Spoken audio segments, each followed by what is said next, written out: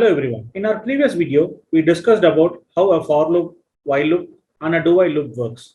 And in this video, we are going to talk or discuss more in detail about how these loop behaves in accordance with the previous data types what you have studied so far. Let's get started. Now I'm going to write and show you a sample code in which a for loop has a different structure. Let us save this file as loops.c.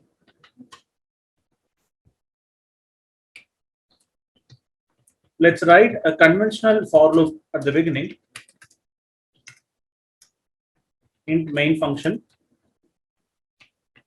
And we have a for loop in which I have declared an integer variable which starts with the value of 0. And I'm going to print for I less than 10. I'm going to increment for each value of I. I wanted to print each value of I in a new line character. And this is a regular for loop structure, which everybody understands. In order to execute this particular code, I'm going to compile this first with the command of gcc space loops.c -o loops. Now, as you could very well see, the compilation is successful. Let me run this code.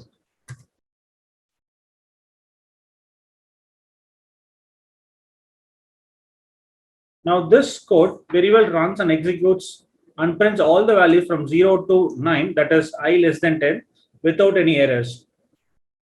Now, I wanted to make a smaller change where in this case of integer, I want to run this code for I greater than or equal to 0, and I'm going to increment it infinitely.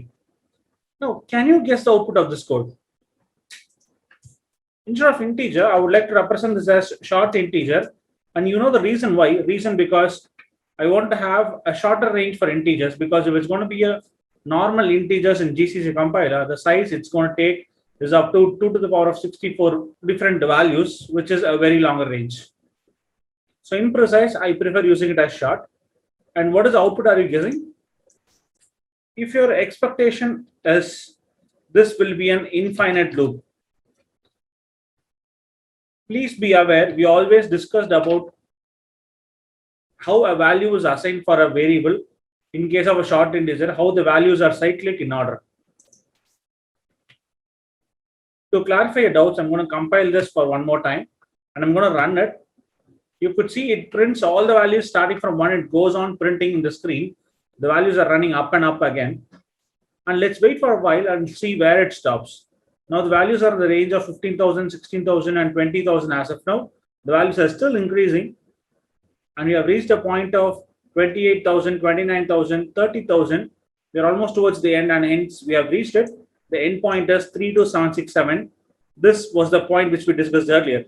Reason because after this point, after 32767, when you increment the I value becomes minus 32768, which is a negative value, and hence this condition becomes false. I hope you understand this. Now I want to run this.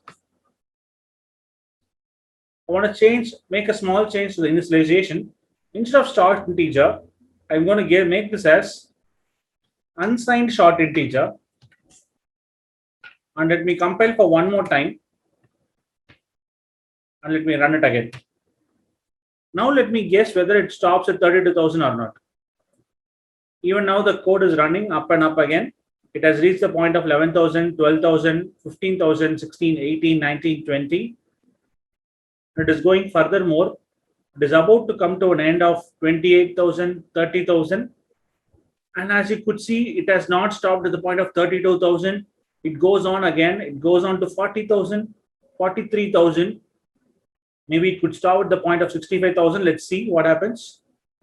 It is going on to a point of 55,000, 56, 58, 59, 60. It has crossed the point of 65,000. Again, it starts from 0. Hope you would have noticed it. Reason because the unsigned short integer value shuffles from 0 to 65535. After 65535, it goes back to 0 again. So for all possible values, this condition of I greater than equal to 0 stays true throughout. So hence, the output of this code right now is an infinite loop, but not in the case of a general short integer. If it's going to be a general short integer alone, that is signed short integer imprecise, then the output what we are expecting here is a finite loop which ends at 32767. If this is unsigned short integer, the loop is an infinite loop. So there is a difference. I want everybody to note this down and remember it. So this part of question of for loop, how this is manipulated is done. The same action can be executed or explained with while loops as well. I would like to explain the same code once again. So this code segment, I'm going to break it. So I'm going to use Control plus C as a code, which pause breaks the execution. I'm going to clear the screen. And this loop, I'm going to convert into a while loop segment, for which I'm going to have a separate integer variable which starts with 0. I'm going to give a condition of while plus plus I. I'll say printf %d/n, I. Now again, can anybody make a guess of this code? Now this condition of plus plus I, what does it indicate? This indicates that the I value should be incremented and then used. So the present I value is 0. So when it is incremented once, it becomes 1. In the conditional block, as I told you earlier, inside the conditional block, any integer value other than 0 is considered to be true. Any non-zero integer is always considered to be true, and 0 is the only term that is considered to be false. So what happens here is nothing but in case of while plus plus I, the value is incremented first and then used. So it makes 1, while of 1 is true, so it prints 1. It goes for next iteration, while of 2, it is true again. So this loop keeps on running and comes to a break at the point of where it says -3, -2, -1 and 0. Yes, exactly. So let's compile this one more time and let us run this code. Now you could see it starts running the code. The values are reaching the point of 6,000, 7,000, 8,000 and so on. And obviously we will change the tables at point where we reach 32,767, the positive value, the highermost positive value for an integer value. And this is an integer range. So we are expecting 2 to the power of 64, even a higher range. Let's try and execute it. Let's see how long this goes. This goes to a range of 48,000, 49, 50. Let's run through this faster. It is going to a range of 76,000, 78, 79. It has reached the point of 85,000 as of now. It might take a bit longer time, so let's pause break it and let's change this int as a short integer and then try it for one more time.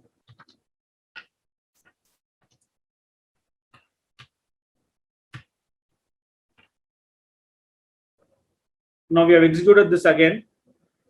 Now this might switch values at the point of 32,000. Let's see.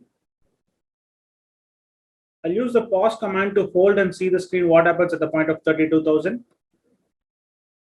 As you would have noticed, it made a switch of 32,000 at a stage. Now the values are increasing, but the actual magnitude is decreasing. It has come down to -1,000, -999, and it has ended up at minus hundreds, and has come down to -1, and then it has stopped. So this is literally the output of this while loop segment. This for while loop is also a finite loop, which ends at a point of -3, -2, -1, and 0. It has stopped. Reason because the next iteration, the I value will be incremented to 0, and hence the condition becomes false. Hope you are very clear with this idea of how a while loop is executed. The same can be done with do while loop also. And these are the common types of questions which can be expected in terms of interviews. Because whenever you tend to solve MCQs or multiple choice questions in the first round of the company interview process, these are very common questions where it tends to break your mind and make us say this is an infinite loop. But be aware, these are not infinite loops, except for the case which I told you, which is an unsigned integer. All the other cases, it is a finite loop. It ends at some point, and that point is nothing but in the cyclic order when the number becomes negative or when the number reaches a number value of 0. Hope this is easy and clear for you guys to understand. Let's quickly jump on to the next part of this video. The major purpose of looping structures. The loopings are majorly used to access the arrays and also to print some of the patterns, which is crucial element in most of the company interview process. Let us talk about a for loop segment and let's talk about printing some creative patterns. Now, for example, if you wanted to print a very minimalistic or a simple pattern, something like this. In the first line, I want to have 1 star. In the next line, I want to have 2 stars. In the next line, I want to have 3 stars. In the next line, I want to have 4 stars. Only when the input is equal to 4.